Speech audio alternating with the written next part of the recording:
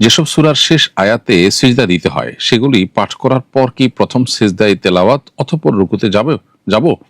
সাধারণত ইমাম সাহেবদের দেখি নামাজে সিজদার আয়াত পাঠ করার পর আরো তেলাওয়াত করেন, এরপর রুকুতে যান। কিন্তু যেসব সূরার শেষ আয়াতে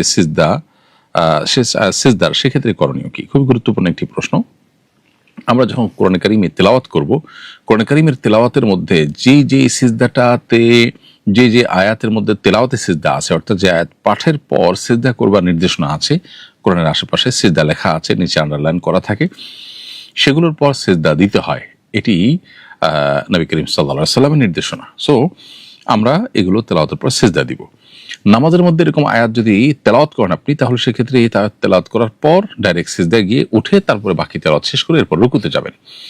আর যদি রুকুতে যাওয়ার ঠিক আগ মুহূর্তে এই আয়াত পড়েন, অর্থাৎ সিজদার আয়াত পড়ছেন, এটাই লাস্ট আয়াত, তাহলে সেক্ষেত্রে লাস্ট অথবা তারপর 1, 2টা বা 3টা আয়াত আপনি পড়লেন, তাহলে সেক্ষেত্রে আপনি সরাসরি সিজদায় গিয়ে আয়াতে সিজদা তেলাওয়াতে সিজদা না দিয়ে বরং আপনি রুকুতে গেলেন। রুকুতে যাওয়ার সময় যদি নিয়ত করেন যে আমি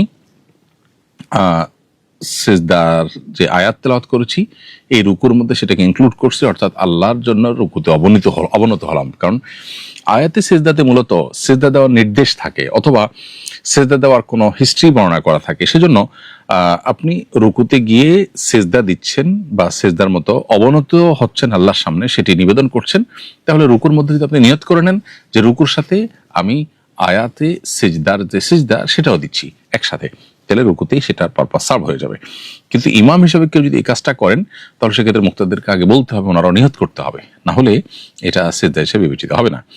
আর যদি লাস্ট আয়াত বা লাস্ট আয়াতের পরে মাত্র 1-2 আয়াত তেলাওয়াত করে সরাসরি রুকু করার পর সিজদায় চলে যান, তাহলে ওই সিজদাটাই নিয়ত ছাড়াই অটোমেটিক তেলাওয়াতে সিজদা হিসাবে বিবেচিত হবে, আলাদা কোনো সিজদা লাগবে না, নামাজের সিজদাটাই যথেষ্ট হয়ে যাবে।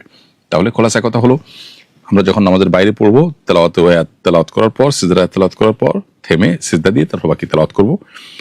আর যদি পুরো তেলাওয়াত শেষ করে সিজদা দিই তাতেও হবে। আর নামাজের মধ্যে যদি আমরা আয়াতে সিজদা তেলাওয়াত করি, তাহলে সেক্ষেত্রে সে আয়াতটা শেষ করার পর সাথে সাথে সিজদা দিয়ে উঠে বাকি তেলাওয়াত শেষ করে আমরা নামাজ কন্টিনিউ করব।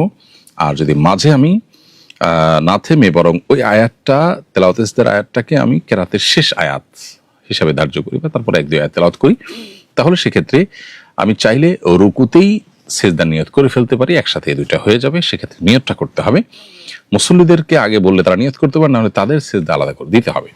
আর সরাসরি যদি আমরা সিজদায় চলে যাই, তাহলে সেক্ষেত্রে রুকু দিয়ে তারপরে সিজদায় চলে যাই, তাহলে সেক্ষেত্রে নিয়ত ছাড়াই এটা নামাজের সিজদা প্লাস তেলাওয়াতের সিজদা হিসাবেও যথেষ্ট হয়ে যাবে। তাহলে মোট কয়েকটা পদ্ধতি হলো, যখন যেভাবে শরিয়ার নির্দেশনা রয়েছে তার আলোকে আমরা ইনশাআল্লাহ তেলাওয়াতে সিজদা করব।